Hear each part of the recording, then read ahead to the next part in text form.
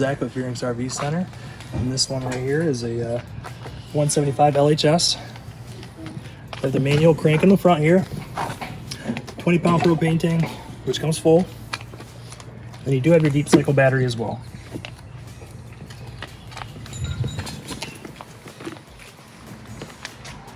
You are pre-wired for side view camera.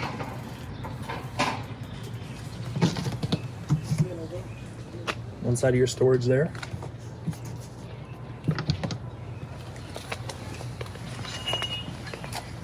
With a 30 amp cord there as well. Your fresh water and your city water. Down here you'll have your black tank and your gray tank valves. I always recommend dumping your black tank first. After that it's done, go ahead and put that back in. Pull your gray, that'll clean your sewage hose out for you.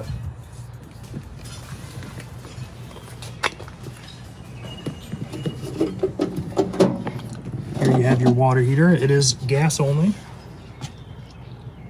So you have your anode rod there.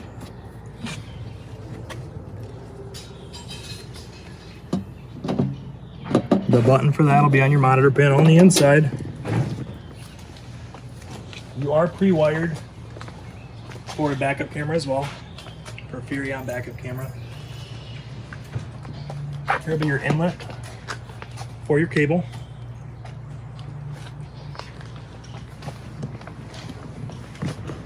You have your furnace vent here. You don't want to keep anything plastic, anything that can melt, you know, too close to that because it does get hot. You have your fridge vents here and your GFI outlet.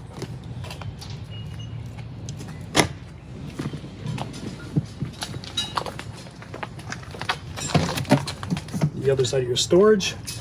We do supply you with a 10-foot sewage hose, a 30 amp to a 15 amp adapter.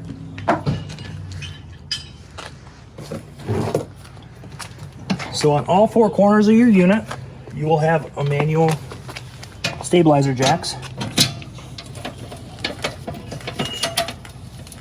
So this is your crank handle for that. I do recommend getting the bit for your drill, just a 3/4 bit.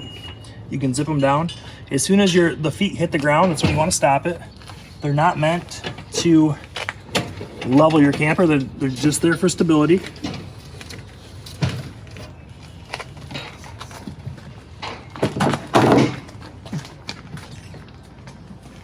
So you have your solid steps here. Put those in. Make sure your door's out of the way. That'll lock into place there. And still allow you to be able to shut your door. If you're on uneven ground, there are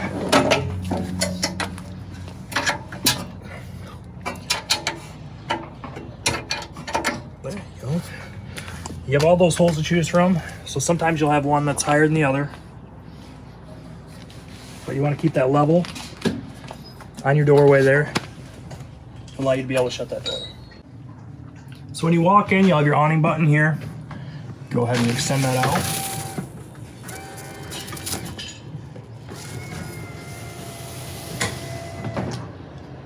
And you also have your lights here as well. So your first light will be your main light. Next one here will be for your outside speakers and your LED strip.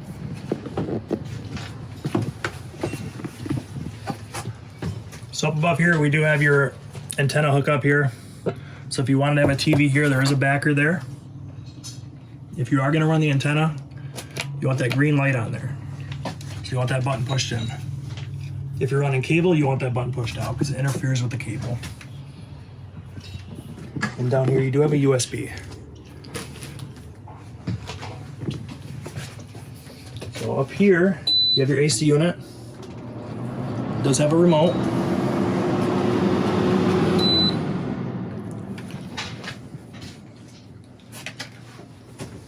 Your table, this will all go down into a bed for you. And you do have storage underneath the dinette as well. And here you do have your refrigerator.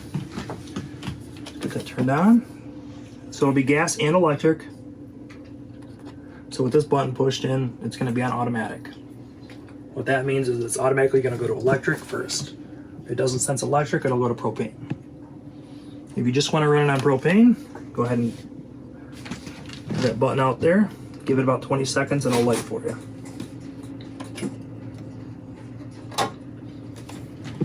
Here you do have your stereo. It does have Bluetooth, as well as 2 different zones. You have the speakers inside and outside.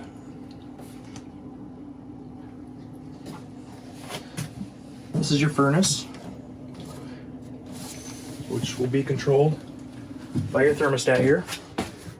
Your thermostat here just works the furnace. Your cooktop, you have a 2-burner cooktop.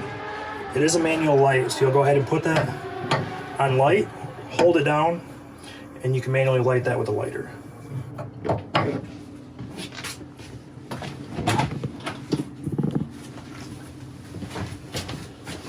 In the bathroom,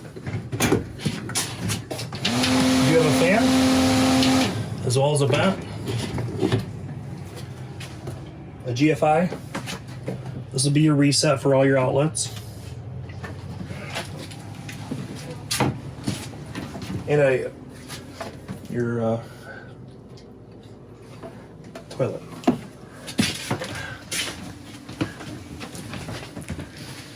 So here you have your monitor panel for your black, your gray, your fresh, and your battery. You're just gonna go ahead and push that in, and it'll show your levels: empty, 1/3, 2/3, and full. To your right, you're gonna have your water pump,